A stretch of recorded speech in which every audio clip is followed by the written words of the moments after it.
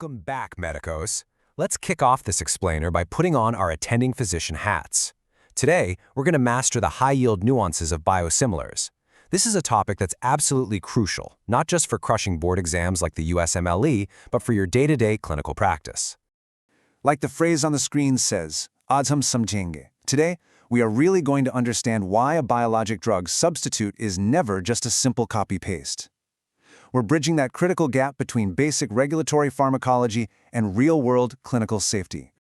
All right, here is our roadmap for today's clinical rounds. First, the generics fallacy. Second, the biosimilar comparison matrix. Third, the interchangeability hurdle. Fourth, global regulatory frameworks. Fifth, extrapolation and pharmacovigilance. And finally, red flags for substitution. We're breaking this down exactly how you need it to systematically digest this incredibly complex topic. Let's start with Section 1, the generics fallacy. So, here's the thing. With standard small molecule generics, you are dealing with literal chemical clones.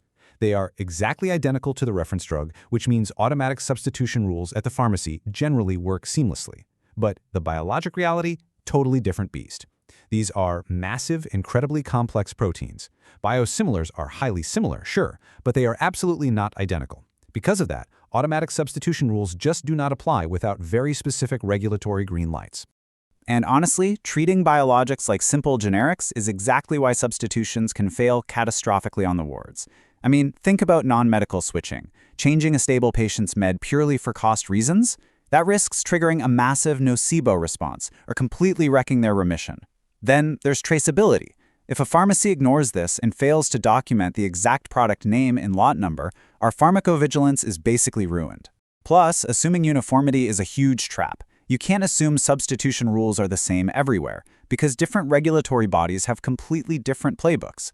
Which brings us to Section 2, the biosimilar comparison matrix. Okay, if you're prepping for the boards, you want to burn this comparison matrix right into your memory. It perfectly maps out where those auto-substitution rules diverge. Look at a small molecule generic. It uses an ANDA pathway, and auto-substitution is a yes in most states. But a standard biosimilar? That has to go through the 351K BLA pathway, it requires actual clinical data, and it gets a hard no for auto-substitution at the pharmacy level. If you want that auto-substitution, you have to upgrade to an interchangeable biosimilar, which requires that same pathway plus dedicated switching data. Oh, and keep in mind, both types of biologics require a unique 4-letter FDA suffix for naming, which generic drugs don't need at all. Moving on to Section 3, the interchangeability hurdle. So what actually is this FDA interchangeability hurdle? Well, it is a brutal 4-step gauntlet. Step 1 is the switching study, using a multi-period alternating design jumping between the reference drug and the biosimilar. Step 2 looks for pharmacokinetic or PK equivalence. They need to prove that AUC and Cmax stay within incredibly strict 80 to 125% bounds. Step 3 is all about immunogenicity, proving that anti-drug antibody or ADA rates aren't any higher than if the patient just stayed on the reference drug continuously. And Step 4 is the bottom line, proving that switching back and forth doesn't diminish efficacy or safety one bit. The clinical result has to be exactly the same. But wait, actually, keep this in mind for your own practice. Even if a drug clears that massive hurdle, it doesn't just bypass you. Even with a full interchangeability designation, a ton of U.S. states legally mandate that the pharmacy notify the prescriber within 5 business days of a substitution. You are still very much in the loop. Let's zoom out a bit. Section 4, global regulatory frameworks. Since medicine is global, it's fascinating to see how widely these rules vary. In the USA, the FDA requires a very specific interchangeable designation under the PHS Act and tracks it in the Purple Book. But cross the pond to the EU, and the EMA doesn't even have a central interchangeable designation. Auto-substitution there varies entirely depending on the member state. And then look at India's CDSCO. They explicitly do not recommend auto-substitution. They require prescriber oversight and actually mandate Phase 3 clinical trials that are often way stricter than the FDA's. You simply cannot assume a one-size-fits-all rule globally. Next up, Section 5, extrapolation and pharmacovigilance. All right, let's put you on the spot with a quick, high-yield exam vignette. Imagine you're on rounds. A biosimilar anti-TNF alpha monoclonal antibody gets approved based on a rheumatoid arthritis study. Now, the reference product is also approved for Crohn's disease. So can our biosimilar claim the Crohn's indication without having to run a totally separate trial? Got your answer?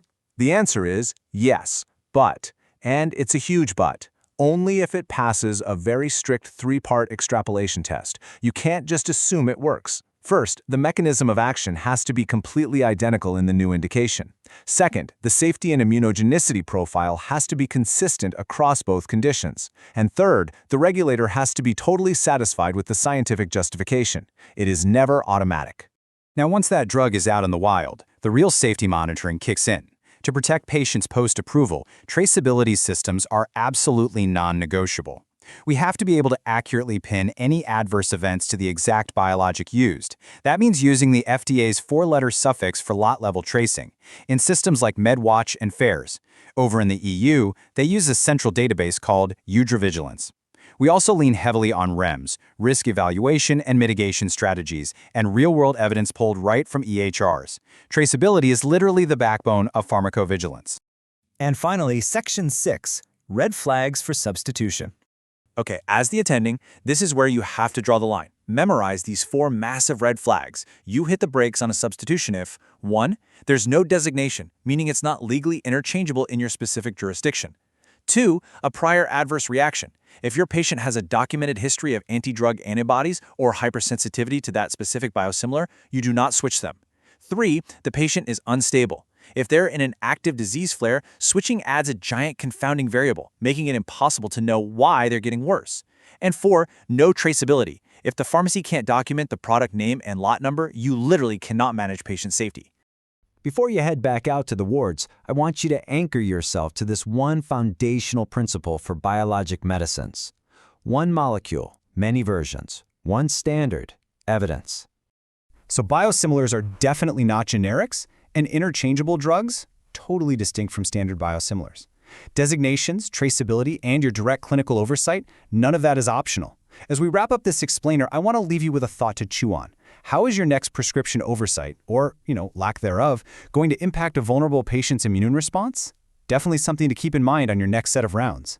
Thanks so much for joining me on this explainer, and I'll catch you in the next one.